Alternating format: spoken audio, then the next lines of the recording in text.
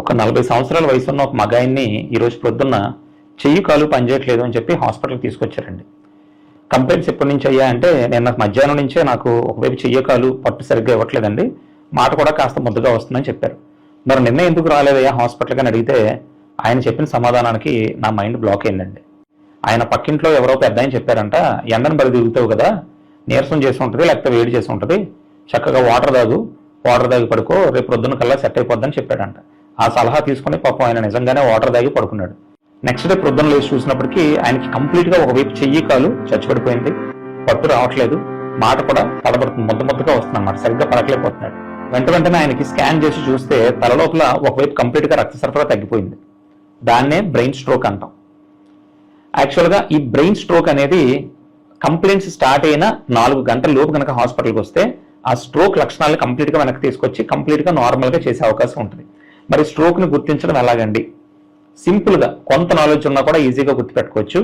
Be fast, BEFAST, be fast. B అంటే balance issues, అంటే నడుస్తున్నప్పుడు పేషెంట్ ఒకవైపు ఒదుగుపోతున్నట్టు ఉండడం, తూలిపోతున్నట్టు ఉండడం.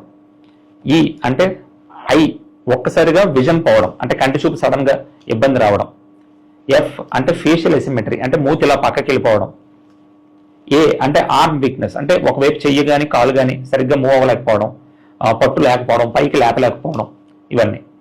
ఎస్ అంటే స్పీచ్ ఇష్యూస్, అంటే మాట నంగిడిగా రావడం, నత్తిగా రావడం, ముద్దగా రావడం, ఇవన్నీ కూడా స్ట్రోక్ లక్షణాలండి.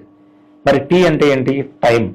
ఈ లక్షణాలు వచ్చిన ఫస్ట్ 4 గంటల లోపు కనుక మీరు ఒక న్యూరోసర్జన్ దగ్గర కానీ ఒక న్యూరాలజిస్ట్ దగ్గర కానీ వస్తే ఒక స్కాన్ చేసి, MRI స్కాన్ అంటారు, అది చేసి ఇమీడియట్ గా కొన్ని మందులు ఇవ్వడం వల్ల మీ లక్షణాలు కంప్లీట్ గా నార్మల్ అయిపోయి స్ట్రోక్ నుంచి కంప్లీట్గా రికవర్ అయ్యే అవకాశం ఉందండి.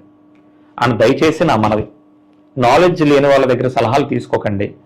దయచేసి ఎవరో సలహాలు ఇచ్చి, మీకు తెలియని విషయాల్లో ఊరికే ఉచిత సలహాలు ఇచ్చి, పిచ్చి సలహాలు ఇచ్చి కొంతమంది జీవితాలు పాడు చేయకండి. ఒక 40 సంవత్సరాల వయసున్న ఆయన స్ట్రోక్ వచ్చి చెయ్య కలు పడిపోయింది అంటే ఆయన జీవితం పాడైపోయినట్టే, ఆయన పని చేయలేడు, వాళ్ళ ఫ్యామిలీ రోడ్డు మీద పడిపోయినట్టే. పాపం ఆయన పోషించుకొని పిల్లల్ని చదివించుకోవాల్సి రావచ్చు.